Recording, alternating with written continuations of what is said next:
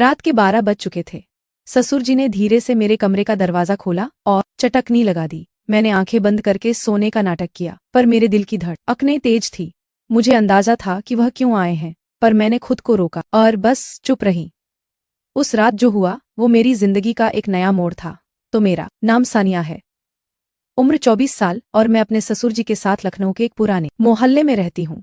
गली तंग है, मकान पुराना, पर दिलों में जो बातें चल रही हैं वो बिल्कुल नई है।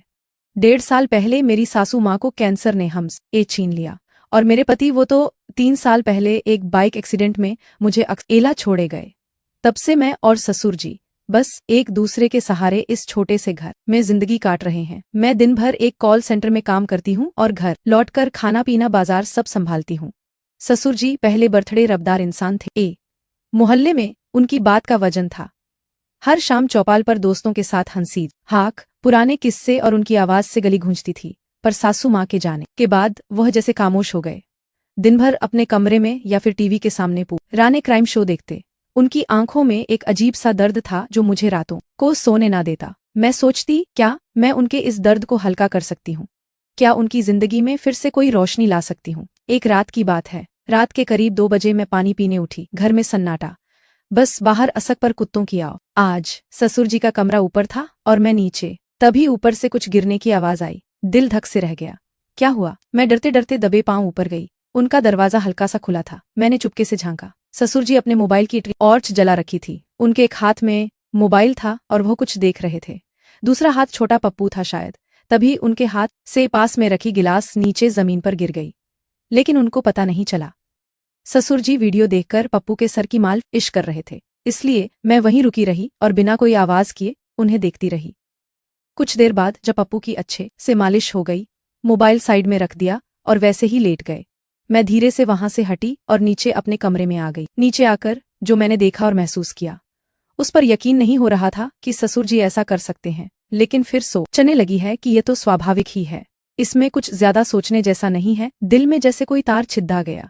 ससुर जी अकेलेपन से लाड रहे थे, पर अपने दर्द को छुपा रहे थे। मैं सोचने लगी, क्या मैं उनके लिए कुछ कर सकती हूँ? क्या मैं उन्हें वह एहसास दे सकती हूँ जो अब उनके दिल में कहीं खो गया है? अगली सुबह मैंने फैसला किया कि कुछ तो करना पड़ेगा।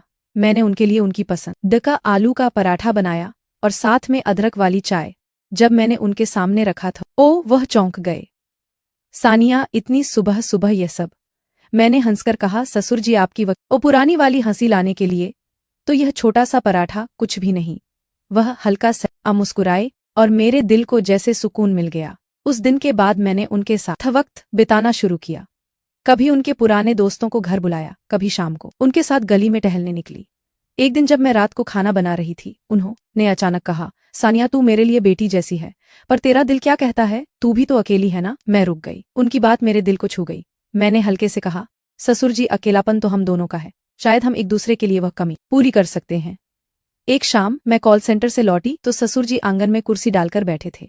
मैं उनके पास गई और बोली, ससुर जी आप याद है आप कहा करते थे कि जिंदगी एक नदी है जो बहती रहती है। वो मुझे देखकर बोले, हाँ, पर अब तो मेरी नदी सूख सी गई है। मैंने उनका हाथ पकड़ और कहा, तो चलिए हम इस नदी में फिर से पानी भरते हैं। हम दोनों एक दूसरे के लिए वो बारिश बन सकते हैं। उस रात जब घर की बत्तियां बुझ गई, मैंने देखा ससुर जी मेरे कमरे के पास खड़े थे। उनकी आंखों में एक हिचक थी, पर एक अनकही बात भी। मैंने पूछा, ससुर जी सब ठीक? वो चुप रहे, फिर धीरे से बोले, सानिया तूने आज जो कहा वो मेरे दिल में उतर गया। मैं तुझमें अपनी बेटी देखता हूँ, पर शायद कुछ और भी। मेरे दिल की धड़कन तेज हो गई। मैंने हल्के से कहा, ससुर जी हम दोनों ने बहुत कुछ खोया है, पर शायद हम एक दूसरे में वो सुकून ढूंढ सकते हैं जो हमें चाहिए। लोग क्या कहेंगे यह सोचकर तो जिंदगी रुकती नहीं। उन्होंने मेरा हाथ थामा। उनकी हथेली में एक गर्माहट थी जो मेरे दिल तक गई। वो बोले, सानिया यह रास्ता आसान नहीं। मैंने मुस्कुरा कर कहा, ससुर जी जो आसान होता है उस समय मजा कहाँ, बस आप मेरे साथ रहें, फिर देखिए कैसे जिंदगी फिर से हंसने लगती है। उस रात हमने प्यार किया, एक दूसरे के साथ बैठकर पुरानी बातें की, सासू माँ के किस्से, मेरे पति की शरारतें और वह पुराने दिन जब घर में हंसी गूंजती थी। पर उस रात कुछ बदल गया। ससुर जी की आंखों में वो खालीपन कम हो गया और मेरा दिल वो भी जैसे हल्का हो गया। अगले दिन जब मैं दफ्तर से लौटी तो ससुर जी ने मेरे लिए मेरी पसंद की कचौड़ी बनाई थी। सानिया आज तुझे कुछ तीखा खाना चाहिए, उन्होंने हंसकर कहा। मैंने जवाब दिया, ससुर जी आपने तो मेरी जिंदगी में पहले ही तड़का डाल दिया। वो एक नई शुरुआत थी, ना कोई नाम, ना कोई रिश्ता, बस दो दिल जो एक दूसरे का सहारा बन गए। बाहर की दुनिया वहीं थी, लोग, उनकी बातें, उनका शोर, पर हमारे घर में एक नई सुबह थी जहाँ रिश्ते नहीं, बस एहसास थे। तो दोस्तों, अगर मेरी कहानी ने तुम्हारे दिल में कुछ हलचल मचाई हो तो चुपके से मत बैठो, एक झक्कास लाइक ठोक दो, सब्सक्राइब करो जैसे मेरे दिल को छू रहे हो।